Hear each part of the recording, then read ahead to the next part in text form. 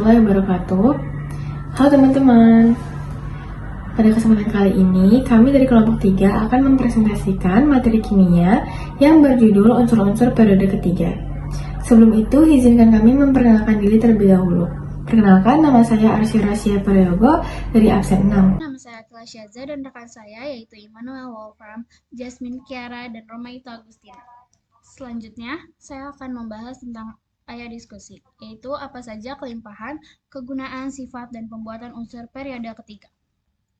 Lalu ada daftar isi. Yang pertama ada kelimpahan unsur periode ketiga, yang kedua ada kegunaan unsur periode ketiga, yang ketiga ada sifat unsur periode ketiga, dan yang keempat ada pembuatan unsur periode ketiga.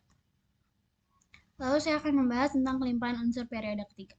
Kelimpahan unsur periode ketiga di alam adalah unsur-unsur yang umumnya ditemukan dalam bentuk senyawa, kecuali belerang dan argon. Dengan kelimpahan terbesar silikon 25,8%, diikuti oleh aluminium 7,6%,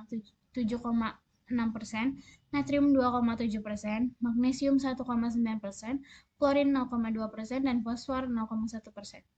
Silikon melimpah sebagai silika, atau pasir dan kuarsa, dan silikat. Aluminium ditemukan dalam bauksit, sedangkan natrium, magnesium, dan klorin terdapat dalam air laut dan deposit garam. Selanjutnya, ada kegunaan unsur-unsur periode ketiga. Yang pertama, natrium.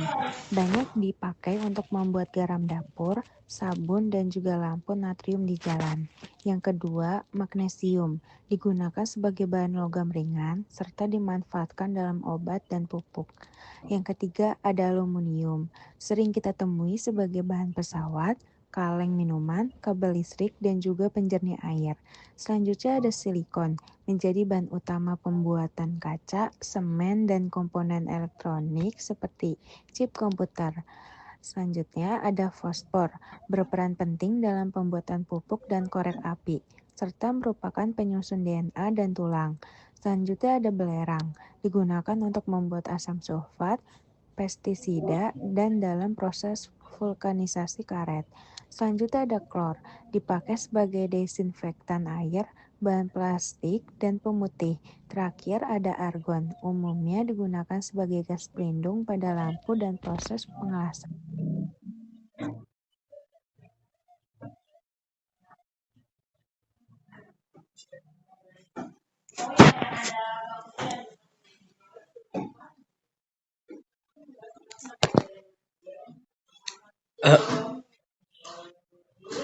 Lalu selanjutnya ada sifat unsur periode ketiga.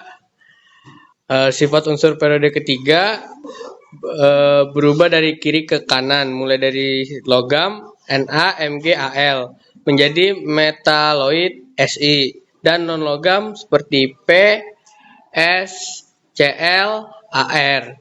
Secara umum, sifat keperiodikannya meliputi jari-jari atom yang mengecil, energi ionisasi dan elektronegativitas yang meningkat, serta sifat basa yang berkurang dan sifat asam yang bertambah dari kiri ke kanan.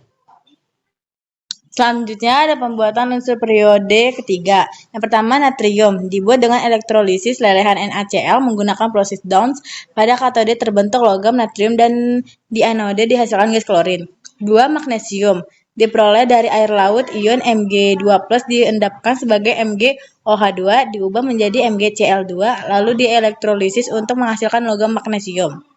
Ketiga, aluminium, diproduksi dari bauksit Al2 melalui elektrolisis dalam kriolit cair pada proses Hall-Héroult, hasilnya aluminium cair murni.